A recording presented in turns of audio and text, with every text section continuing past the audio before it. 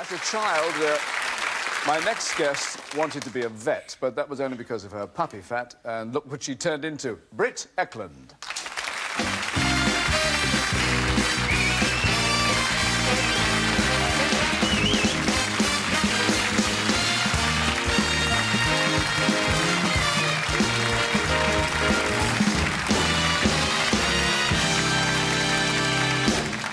Well, may I just say something? True, yes, please. Everything you said was true.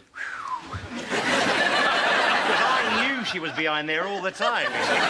No, it's absolutely true. The television part in particular, 7 to 9:30. And this crayfish season, but I mean, you don't understand that. Oh, I'm sorry. It's religion, and it's so short, it's like 12 days. So what happens during... They just eat, just go... You just eat. But I'm a little more refined, so I eat within the home. I don't go out and do a display myself. But this is how people do it. It's perfectly right. What you forgot is that for each crayfish, you have to have the snaps. So at an end, and you can consume up to 30 of them, because they're only this size, it's like my thumb. But aren't there quite strict laws about drink in Sweden? Oh. The most dreadful. When I grew up, all I wanted to be was to be 21. So I could go to the Systemet, which is the shop, government-owned shop, where you can go and buy, and you have to have a ID card. You cannot buy liquor. And there are special shops. There may be a dozen or so in the inner city of Stockholm, or in each major city. And in the 30s and 40s, they had a little book, and people had to go. And they have rations. You could have a bottle of liquor and a bottle of wine, and that was it. They stamped a new book. So if you wanted to have a party, you had to save forever. And, of course, I left before I was 21, so I never had the pleasure. Was yours a strict upbringing? Oh, very, very. I mean, it was all about manners and how to hold your knife and fork and which glass to drink out of. And we had to courtesy. And my father... I mean, if I was looking like this now, forget it. Why? What's because so bad he would about just, you know, I mean, with blonde hair hanging down and the red lipstick, he would say I look like a slut.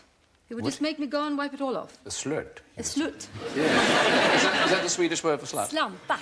What is it? Slampa. Slampa. En riktig slampa. Slumpa, yes. But yes, tell us about your childhood. I mean, you have claimed to have been an ugly duckling. That's difficult to believe. No, I was very, very, very fat. I mean, humongous. I don't know who you can be referring to, my dear. I was very fat, and at the age of 12... Now, Mel, I'm older than 12. No, Mel, you look wonderful, but this is what I looked like. And on a I find that difficult to believe. No, I mean, if I could, and you know you have the picture, you've seen it, and I'm not promoting anything, but it was in my beauty book in the first page there, and I was, you know it's true. Yes, I'm sitting there holding a little dog, and everyone said, oh, what a wonderful little dog, and then no one looked at me. But you weren't bald, surely? For a start, yes. No, not yet. No, you just said you looked like me. So what you were... No. Were you surprised to become a sex symbol, then? Me? Well... Sorry.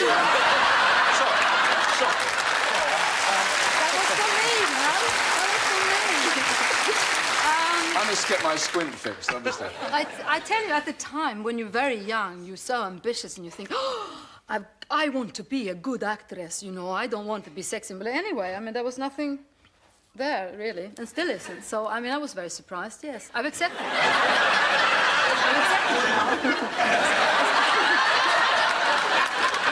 You didn't. It's very... If you do a lot of athletics, and I used to do a lot of rowing, when you stop, everything heads in a southerly direction. You look like an orangutan underneath. But I'm speaking of myself. Now, when you were 21 was an age you mentioned. That was when you came to London. Yes, I was that once, yes. That's when I arrived. No, I arrived in... 21. Yeah. That's when I met Sellers. You met Peter Sellers, and you met him and married him in a very short time. I met him... I remember when I married him. I don't remember when I met him, but I know it was 10 days within the two occasions. Between the two We just met and married. What sort of man was he? He was a very tormented man. I know that now. At the time, I didn't understand it. I was 21, and I just come out of Sweden, and I spoke like this, and my eyes were like saucers, and I thought, oh... And here is this man who just begged to be loved and accepted, who just wanted to be a handsome, gorgeous leading man, and really... was not. I mean, he was a great comedic genius. The talent that he had wasn't enough for No, him. he wanted to be something he wasn't. So this made it a difficult relationship, did it? Yes, it did. I mean, it was a very tormented relationship. Volatile is the word that I've heard flown around. Well, I was a very servile wife, so it wasn't volatile on my part. No, I didn't understand then. If I knew all the things I know today, it would probably be no problems. But no, in those days, I just had to stop one day. But all your relationships over the years have attracted tremendous publicity. Did you feel used by all that? No, not in retrospect, although I didn't get any, you know, really benefit from it. I think women generally are being used. I mean, I don't know what kind of coverage you had here, but when they had a summit meeting, Reza Gorbachev was like the new sex symbol, if you want to say. I mean, they just showed her in all outfits, and they talked about her Cartier earrings, and I mean, she almost pushed Nancy Reagan aside, which is almost impossible, as you know. And I think women have always been used as, you know, stepping stones for the men. And, just embellishments, you mean, yes, as well? I think so. And I think I was. Not so much in the beginning, as probably during my relationship with Rod, I was very much the sort of... Rod Stewart. Yes. But you got your own back. I mean, there was a lot of kissing and telling. Well, it was only one book, that is. Newspaper series. Yeah, you know, that's one thing. The only thing I regret, really, is the fact that the serialization came in August, and the book came out the following July. So it kind of looked like you just wrote something for the papers. And when the book finally came out, of course, then a lot of people turned around and said,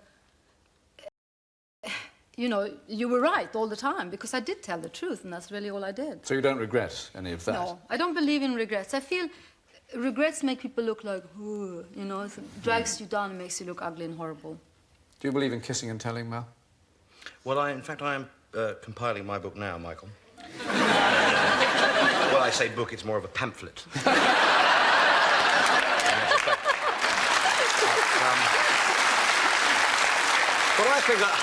I think a lot of people are going to be very shocked. Fame is not all bad, though. I mean, you've had a lot of good things from it. Yes. You know, the best thing is, though, nothing can beat that. When you pick up a phone and tell them who you are, the repairman will always come around. Who will? The repairman. Oh, the repairman. Yes. Yes. That's the best part. Now you're married to a much younger man, which in itself has attracted publicity again. You can't get away from it. Which is, if I may tell you, very extraordinary, because when I married Peter Sellers, our age difference was the same as when Jim married me, which says... You were that much younger than... Yes. You work it out. Yes, I understand. And it just seems to me very hypocritical to what is good for one is not good for the other. And now you are in your 40s, which is... 43, to be precise. That's astounding, really. It is very surprising. And you are, one reads, the picture of domestic bliss. I mean, there are you doing the housework, your husband is watching television. Yeah. Are you bored? No, I'm not. Well, maybe a little.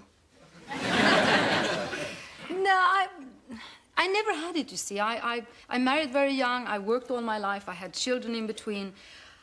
But I never had a normal marriage. I never had a marriage with a husband and children and doing things, you know. And so now I'm cooking and cleaning and reading recipes. And yes, it's true. Isn't it astounding with these nails to boot? I just put them on for the evening.